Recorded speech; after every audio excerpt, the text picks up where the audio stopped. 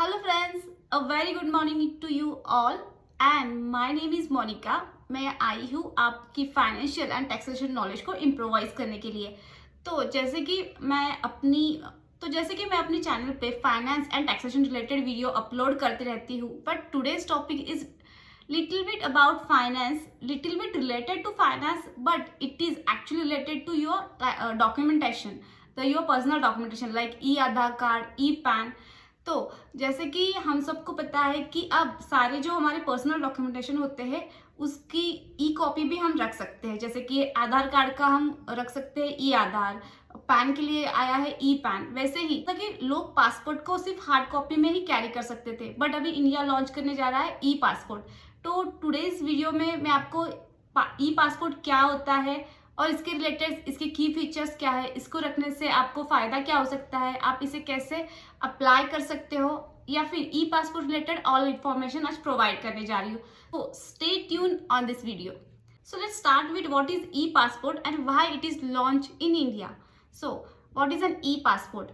The initiative represents a major change in the way Indian passports are issued and verified. Was introduced as a part of updated Passport Seva Program (PSP) version 2.0 that began in April 1st, 2024.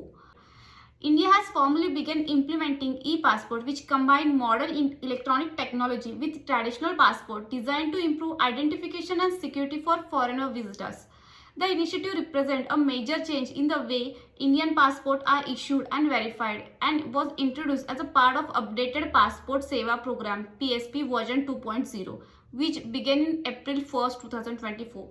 जैसे कि ई passport के related की जो documentation थी या process थी उसे नाम दिया गया था वर्जन 2.0, और इसका जो बिगिनिंग था वो स्टार्ट हुआ था 1 अप्रैल 2024 में। बट ये अभी पब्लिकली यूज करने के लिए अनाउंस कर दिया गया है कि आप अपने ई पासपोर्ट के लिए अप्लाई कर सकते हैं। पासपोर्ट ई पासपोर्ट क्या है? जैसे कि आपके पास रेगुलर पासपोर्ट रहता है, वैसे सिमिलर ई पासपोर्ट भी होगा, बट इससे इलेक्ट्रॉनिक टेक्नोलॉजी से बिल्ड किया जाएगा, जिससे आपकी आइडेंटिफिकेशन और सिक्योरिटी जब आप फॉरेन ट्रैवल कर रहे हो उसे मेंटेन किया जाए। इस वजह से गवर्नमेंट ने ई पासपोर्ट ऑफर किया है पर्सन्स के लिए। सो मैं भी आपको अंडरस्टैंड हो गया कि what is exactly E passport. इससे इलेक्ट्रॉनिक टेक्नोलॉजी से बिल्ड किया जाएगा, जिसकी वजह से आपकी जो वेरिफिकेशन, आइडेंटिफिकेशन एंड सिक्योरिटी होगी फॉरेन ट्रैवल करते वक्त, उसे अच्छे से मेंटेन किया जाएगा, अच्छे से बिल्ड किया जाएगा। इसके लिए गवर्नमेंट ने ई पासपोर्ट ऑफर किया है, और इसकी वजह से जब आप फॉरेन ट्रैवल कर रहे होगे तो आपकी जो सिक्योरिटी है उसे भी अच्छे तरह से मेंटेन किया जाएगा, और आप इजीली इसे कहीं पे भी यूज कर सकते।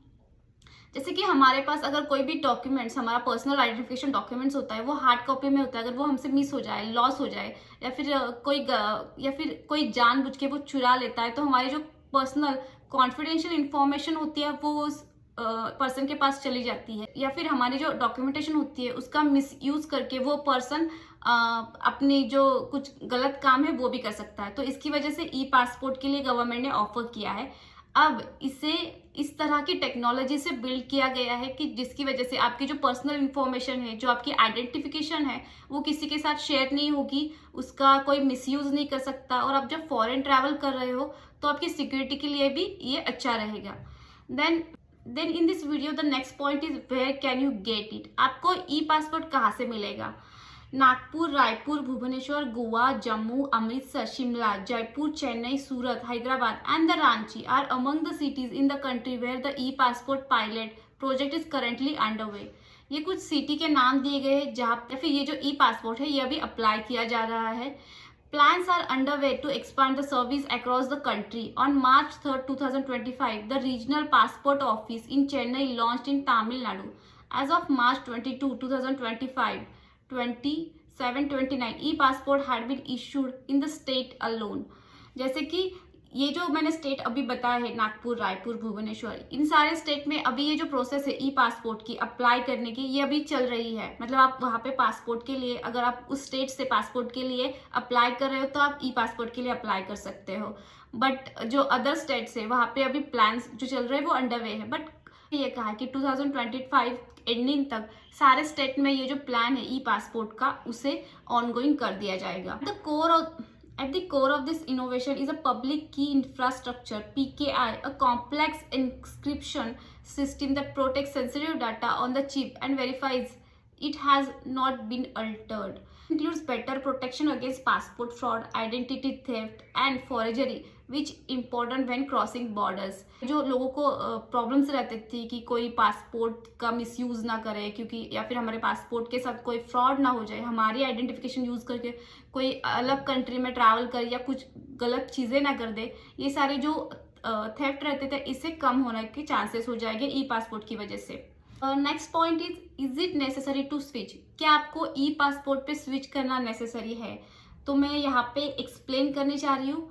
बट देखिए कैसा है कि कोई भी न्यू चीज़ आती है तो वो पर्सन पे डिपेंड करता है कि उसे उस चीज़ में खुद को उस चीज़ में स्विच करना है या नहीं। उस पर्सन की अपनी एक खुद की राय होती है कि मुझे अगर आधार कार्ड भी आया है तो ई आधार कार्ड भी मिलता है, मुझे ई आधार कार्ड अपना निकलवाना है या नहीं, ये उस इंसान की पर्सनल ओपिनियन होता है।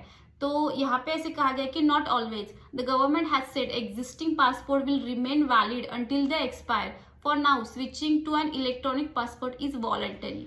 जैसे कि अगर कोई कोई ज़बरदस्ती नहीं है कि आपको आपके पासपोर्ट को ई पासपोर्ट में कन्वर्ट ही करना है। गवर्नमेंट ने ये वॉलंटरी किया है कि अगर आपको करना है तो आप कर सकते हो, बिकॉज इसके बेनिफिट्स है। बट अगर किसी के पास करंटली पासपोर्ट है तो जब तक वो एक्सपायर नहीं होता तब तक वो इंसान वो पासपोर्ट यूज कर सकता है। आफ्टर दैट उसको ई पासपोर्ट में कन्वर्ट भी कर सकता है या फिर उसको रिन्यू भी करके ले सकता है। But it is not compulsory कि आपको ई पासपोर्ट में स्विच ही करना है। Then India's adoption of e-passport reflects the progressive approach towards citizen service as international travel becomes more tech-driven and security-focused. It is not just about speeding up immigration lines, but about protecting identities in the digital world. जो mainly purpose है ये नहीं है कि आपको कहीं से immigration करना है तो उसके लिए ही आपको passport चाहिए, और जो immigration process है उसको speed up करने के लिए e-passport को नहीं लाया गया है। इसका मेन यूज तो ये है कि आप जब किसी भी अदर कंट्री में इमिग्रेशन करते हो, अदर कंट्री में जाते हो, तो जो आपकी आइडेंटिटी है उसको कॉन्फिडेंशियल रखना है, उस आइडेंटिटी को मेंटेन करना है, वहाँ पे आपके साथ कुछ भी गलत चीज़ें ना हो। इसकी वजह से ई पासपोर्ट को गवर्नमेंट ने लॉन्च किया है। Then it can obtain from specialised passport Seva Kendra on regional passport officers. ये आपको कहाँ पे मिल जाएगा? जो स्पेशलाइज्ड पासपोर्ट सेवा केंद्र होते हैं और रीजनल पासपोर्ट ऑफिसेस होते हैं वहाँ पे आपको मिल जाएगा। आप वहाँ पे जाके ई पासपोर्ट के लिए अप्लाई कर सकते हो, ऑनलाइन भी अप्लाई कर सकते हो। Now I am going to explain you how to apply e passport online. So e passport को आपको अप्लाई करने के लिए ऑनलाइन क्या करना है? Register on the passport Seva online portal to apply. First, reissue if you already have the same type of ownership, make an appointment online and pay the fee. अगर आपके पास पहले से ही होगा पासपोर्ट तो आप री इशू कर सकते हैं पासपोर्ट के लिए, अपॉइंटमेंट एक फिक्स कर सकते हैं, वहाँ पे जाके डेट एंड आपको जो टाइम कंफर्टेबल होगा उसको सिलेक्ट कर सकते हैं, एंड जो भी फीस है पासपोर्ट बनाने के लिए उसे पे करना है। During your appointment you can either print और सेव योर एप्लीकेशन रिसिप्ट और simply submit the SMS confirmation. On the due date, bring the original document to your chosen PSK और RPO. जिस दिन आपको अपॉइंटमेंट दी गई है आपके पासपोर्ट वेरिफिकेशन के लिए, उस टाइम जाते वक्त आपकी जो डॉक्यूमेंटेशन पासपोर्ट वेरिफिकेशन के लिए लगते हैं उसको आपको साथ में लेके जाना है जिस भी पासपोर्ट ऑफिस में आपने अप्लाई किया है पासपोर्ट के लिए। Maybe this video will be helpful you to apply for e-passport online. Thank you for listening this video.